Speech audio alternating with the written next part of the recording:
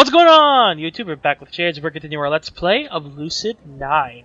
Last time we left off, we found that, God, what's her name? I should know her name! Rui, there we go. Rui, I'm really thinking Miki, but that's this one over here, to the right.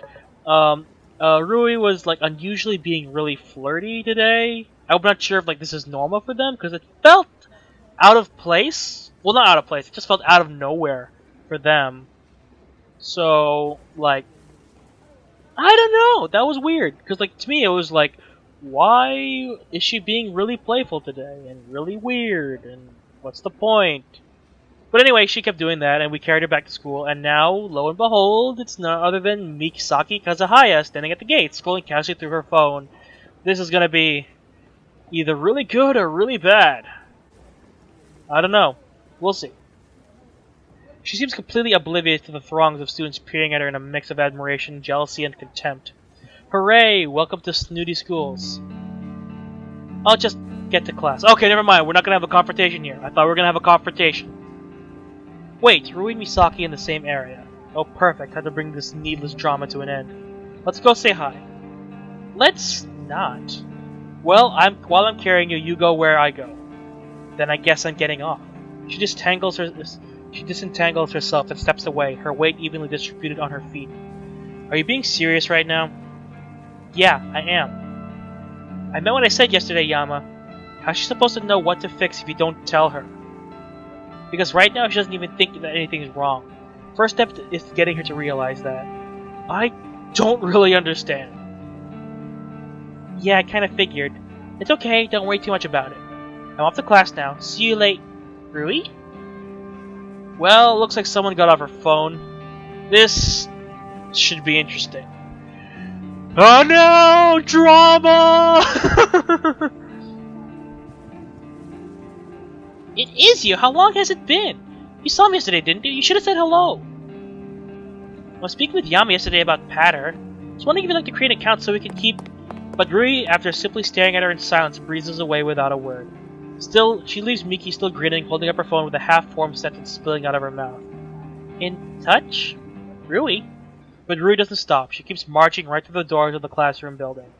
Misaki blinks as if the gears in her brain have suddenly ground to a halt. Morning. Yes, good morning. Is everything alright? She's not sick, is she? Not even close. Then why did she act that way? Ugh, girl drama. Did not sign up for this. Now the two people who should be my best friends are ignoring each other. Or at least one is ignoring the other. Beats me. She seems unhappy with you. You should talk to her. Unhappy with me? Why? Like I said, beats me. You know! You fuck! You totally know! You dummy. Like, in all honesty, you do know. You poop. I see. 1 second, I'll run a quick search. Her thumbs blur over her phone in a whirlwind. I can practically see smoke trailing from the machine. Alright, two girls, once very close, now ignoring each other or fighting with each other. Oh. Oh. I should have expected this. What is it? She's scared, Yama. Scared that I've come to steal you away from her and claim you as my own. Disgusting. No, that's not what's wrong. Wait, what? How can I be so blind? Of course this might happen. She's jealous because I might endanger your friendship, or even attempt to seduce you and thus leave her alone. I think you should stop turning to the internet for everything, Miki. But she's already in her own little world. Ridiculous, as if I'm actually in love with you. I'll clear this up with her as soon as possible. Gee, thanks for shattering my manly ego, Misaki. Maybe if they actually get a decent conversation together, the sacrifice will be worth it. I can only sigh as I follow a mumbling Misaki to class. I go on a long trek through the city with a 115-pound weight on my back, and this is what I get for it? Maybe I should have made Rui walk on her own. She certainly seemed fine by the time we ran into Miki. You dense motherfucker! How do you not know what's going on? Oh, Jesus Christ. Seriously, she is... You know. You have the observational skills to know what's going on. God damn it. I saved another fucking screenshot, didn't mean to. Wait a minute. She certainly seemed fine. Rui walked to class without a problem. Did she just sprain her ankle? Badly? So badly she needed to be carried? Actually, when I take a step back, everything's just downright fishy. A seemingly random detour to the main street, a seemingly make-believe running sequence, a seemingly unavoidable Bright-style ride. All the pieces fall into place. Looks like I'll need to visit a certain blonde-haired troublemaker during lunch break. A certain Akira Kurubi. Class gets off to a dreary start. Yahiko naps through math, I almost follow suit. The teacher's voice is hypnotic and not in a good way. Elizabeth glares at me through English, probably because the teacher had me recite some Edgar Allan Poe, and I found it so stupid that I didn't even try to get the accent right. Sorry, Your Highness, we're not all bilingual like your perfect self. Then it's world history. Our teacher arrives in a camouflage getup, proudly waving Isamu's city flag and screaming at the top of his lungs. Okay, maggots, listen up. You think school's easy? You think this will be a cakewalk? Well, you're right, because this blasted place has gone soft. Back in my day, we didn't have no study guides. Textbooks, we had to write them ourselves, upside down, uphill, in the snow, both ways. While my peers seemed petrified, I only smiled amusedly. If only all classes were like this. None of you have any excuse to get less than a 90 on your test. So help me, if I see a single 80, I'll give you a taste of the old days. Oh god, there it is. The simple, the old days were better routine. Sure they were. Sure. Yahiko was sliding beneath his desk as if he wants to melt into his chair. The old days? The teacher's eyes flare with delight as if he was waiting to be asked. That's right, them old days! They'd strung us up by our ankles over a pit of hungry lions. Yahiko squeaks and buries himself under his desk. Do lions even exist in Japan? Alright, Magnus, let's get this party started. Teacher thrusts a heavy finger at the board and sending a test to each of our desks. We've got till 11:25, sissies, then it's Judgment Day. With that, he flops on his chair, props his feet up on the tabletop, and stuffs his face into a ragged newspaper. I give the test a once-over. I should have studied more, but maybe I can pull up the right answers. What was Europe's rapid colonization of Africa after 1880 driven by? Probably this one, in all honesty. What was the ancient yin-yang Chinese symbol represent? Yin-yang's about balance, isn't it? That everything is opposite of complementary, the Zen concept of unity and artistic expression. I think this one. Write the correct chronological order of these three current world religions. Buddhism, Christianity, Islam. I know Christianity came later.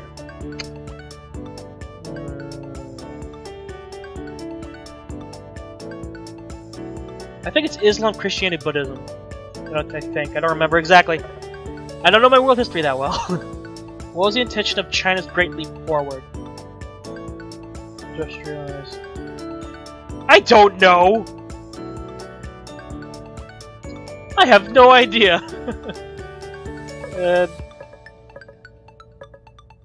This one? I don't know. What European practice did colonial Spanish America and Comedia system emulate? Nepotism, minoralism, primogeniture.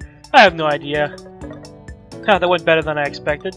I glanced around the room, gouging the reactions of my peers. They ranged from triumph to utter despair.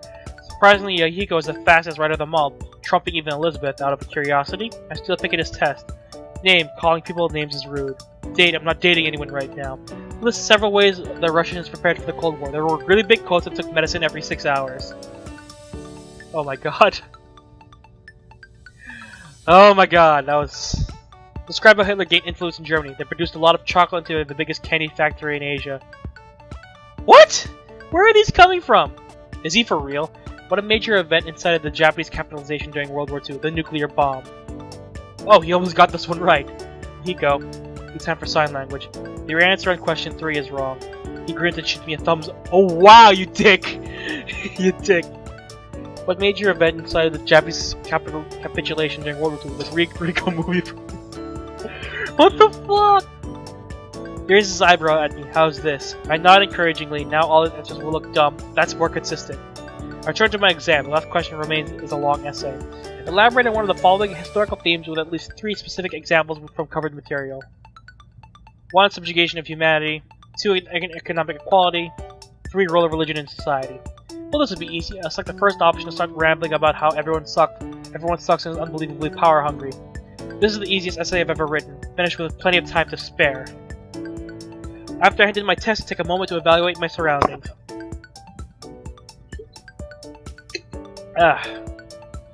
Oh, Yahiko's reached the essay. Perfect.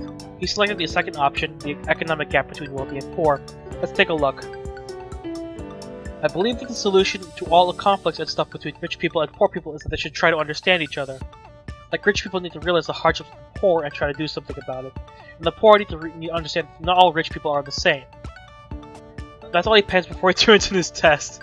He completely missed the point of the question, but that's what an unusually sober answering.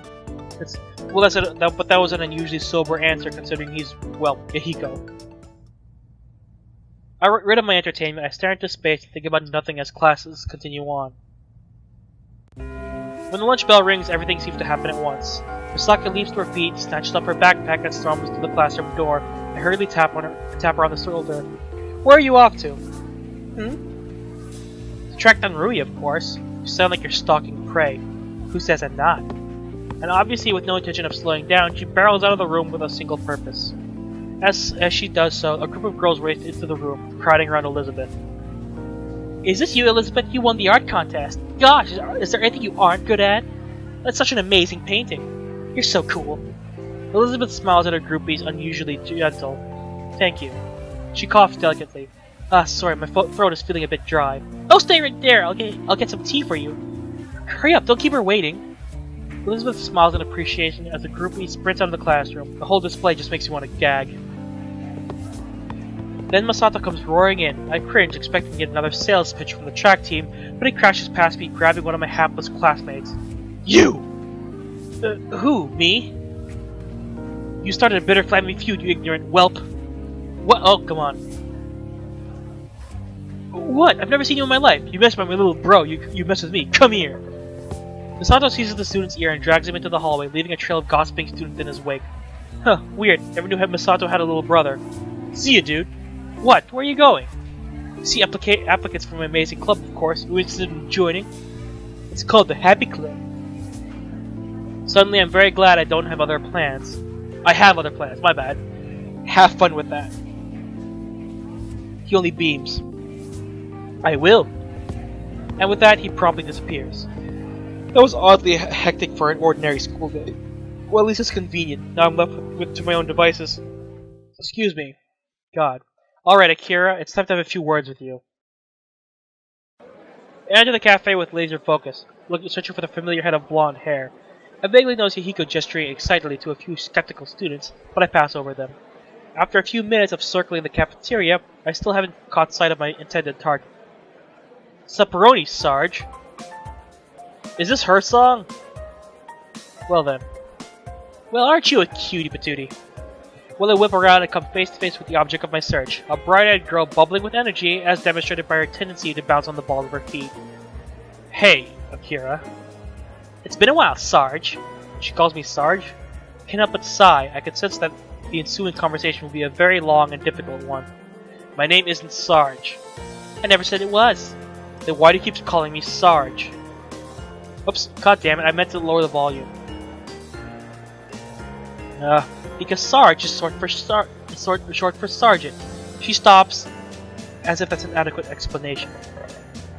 And I'm hungry, so let's get some food. She skips to the buffet table to swipe her card. This girl, it's impossible to get a straight answer out of her.